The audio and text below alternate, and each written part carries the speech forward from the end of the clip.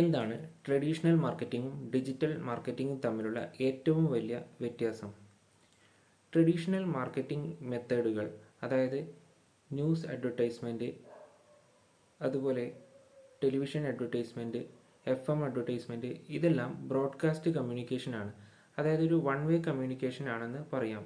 അതേസമയം digital പ്ലാറ്റ്ഫോംസിലൂടെയുള്ള communication, അഡ്വർടൈസ്മെൻറ്റുകൾ എന്ന് പറയുന്നത് ബൈ ഡയറക്ഷണൽ കമ്മ്യൂണിക്കേഷനാണ്. അതായത് രണ്ട് ഡയറക്ഷനിലേക്കും ഒരുപോലെ കമ്മ്യൂണിക്കേഷൻ സാധ്യമാണ്. മാനുഫാക്ചറർ അല്ലെങ്കിൽ കമ്പനിയിൽ നിന്നും അവരുടെ ക്ലയൻറ്റിലേക്കും ക്ലയൻറ്റിൽ നിന്ന് തിരിച്ച് കമ്പനിയിലേക്കും ഇൻട്രാക്ട് ചെയ്യാൻ സാധിക്കുന്നു എന്നുള്ളതാണ് ഡിജിറ്റൽ മാർക്കറ്റിംഗ് മെത്തേഡുകളുടെ പ്രത്യേകത.